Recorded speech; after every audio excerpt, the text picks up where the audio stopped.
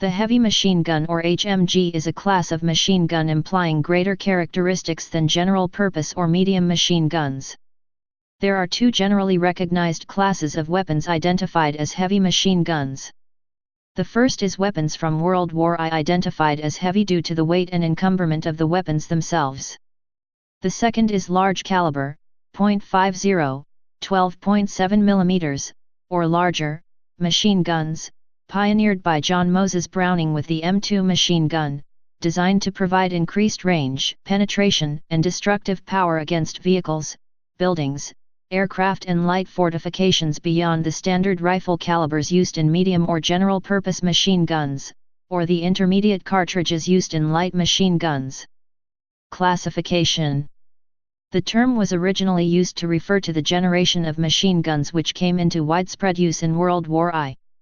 These fired standard rifle cartridges such as the 7.92 Mauser, .303 British or 7.62 x 54 mmR, but featured heavy construction, elaborate mountings, and water cooling mechanisms that enabled long-range sustained automatic fire with excellent accuracy. However, these advantages came at the cost of being too cumbersome to move quickly, as well as requiring a crew of several soldiers to operate them. Thus, in this sense, the heavy aspect of the weapon referred to the weapon's bulk and ability to sustain fire, not the cartridge caliber. This class of weapons was best exemplified by the Maxim gun, invented by the American inventor Hiram Maxim, who had traveled to England to market his design and became a British subject in 1900. The Maxim was the most ubiquitous machine gun of World War I, variants of which were fielded simultaneously by three separate warring nations: Germany with the MG08, Britain with the Vickers, and Russia with the PM-M1910. The modern definition refers to a class of large caliber, generally .50 or 12.7 mm, machine guns, pioneered by John Moses Browning with the M2 machine gun. These weapons are designed to provide increased range, penetration, and destructive power against vehicles, buildings, aircraft and light fortifications beyond the standard rifle calibers used in medium or general-purpose machine gun, or the intermediate cartridges used in light machine guns. In this sense, the heavy aspect of the weapon refers to its superior power and range over light and medium caliber weapons, in addition to its weight. This class of machine gun came into widespread use during World War II, when the M2 was used widely in fortifications, on vehicles, and in aircraft by American forces. A similar HMG capacity was later fielded by the Soviets in the form of Vasily Degtyaryov's DSHK in 12.7 x 108 mm. The ubiquitous German MG42 general-purpose machine gun, though well suited against infantry, lacked the M2's anti-fortification and anti-vehicle capability, a fact that was noted and lamented by the Germans. The continued need for a longer-range machine gun with anti-materiel capability to bridge the gap between exclusively anti-infantry weapons and exclusively anti-materiel weapons has led to the widespread adoption and modernization of the class, and most nations' armed forces are equipped with some type of HMG. Currently, machine guns with calibers smaller than 10 mm are generally considered medium or light machine guns, while those larger than 15 mm are generally classified as autocannons instead of heavy machine guns. History. In the late 19th century, Gatling guns and other externally powered types such as the Nordenfeldt were often made in a variety of calibers, such as 0.5 inch and 1 inch. Due to their multiple barrels, overheating was not so much of an issue, but they were also quite heavy. When Maxim developed his recoil-powered machine gun using a single barrel, his first main design weighed a modest 26 pounds, 11.8 kilograms, and fired a .45-inch rifle-caliber bullet from a 24-inch barrel. A famous photo of Maxim showed him picking it up by its 15-pound tripod, 6.8 kilograms, with one arm.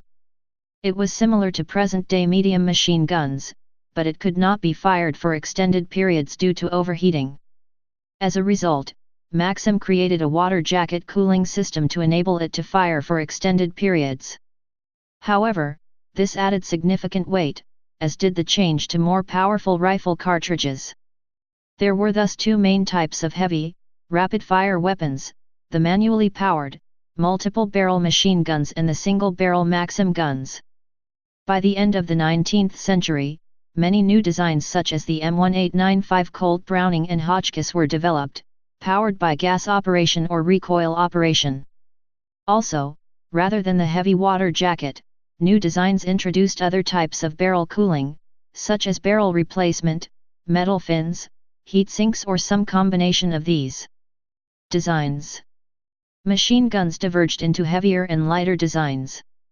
The later model water-cooled Maxim guns and its derivatives the MG08 and the Vickers, as well as the American M1917 Browning machine gun, were all substantial weapons.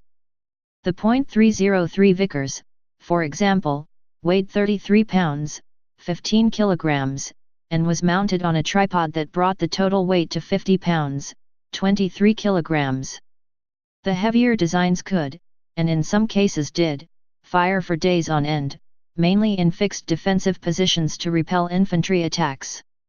These machine guns were typically mounted on tripods and were water-cooled, and a well-trained crew could fire non-stop for hours, given sufficient ammunition, replacement barrels and cooling water. Carefully positioned heavy machine guns could stop an attacking force before they reached their objectives. Light machine guns. However, during the same period a number of lighter and more portable air-cooled designs were developed weighing less than 30 pounds, 15 kilograms. In World War I they were to be as important as the heavier designs, and were used to support infantry on the attack, on aircraft, and on many types of vehicles. The lightest of the new designs were not capable of sustained automatic fire, as they did not have water jackets and were fed from comparatively small magazines. Essentially machine rifles with a bipod, weapons like the Lewis gun, Chow Chat, and the Madsen were portable by one soldier, but were made for single and burst fire. Medium models. The medium designs offered greater flexibility, either being fitted with a bipod in the light machine gun role, or on a tripod or other weapon mount as medium machine guns. An example was the Hotchkiss M1909 machine gun weighing 27.6 pounds, 12.2 kilograms, fitted with a mini tripod and using linkable 30-round ammunition strips, but there was also a belt-fed version. This type of multipurpose machine gun would be further developed, and later given names such as Universal Machine Gun, and later General Purpose Machine Gun, and would eventually supplant the water-cooled designs. These later designs used quick-change barrel replacement to reduce overheating, which further reduced the weapon's weight, but at the cost of increasing the soldier's load due to the extra barrels. Some earlier designs like the Vickers had this feature, but it was mainly for barrel wear, as they normally used water cooling. It was in the 1920s and 1930s that quick barrel replacement for cooling purposes became more popular in weapons such as the ZBVZ 30, the Bren, the MG34 and the MG42. World War II and later. The heavier designs continued to be used throughout World War II and into the 1960s, but were gradually phased out in favor of air-cooled designs. The mediums were now used both as medium machine guns while mounted on tripods and as light machine guns while mounted on bipods. This was possible in part because a heavy, static MG position was not a very effective tactic in vehicle-centered warfare, and the significantly lighter air-cooled designs could nearly match the capabilities of the water-cooled versions. Gatling-type machine guns such as the minigun and GSHG 7.62 reappeared after World War II. These are typically mounted on ships and helicopters because of their weight and large ammunition requirements, due to their extremely high rate of fire. The need for sustained automatic fire on the ground, however, is now nearly entirely filled by air-cooled medium machine guns. Please subscribe and thanks for watching.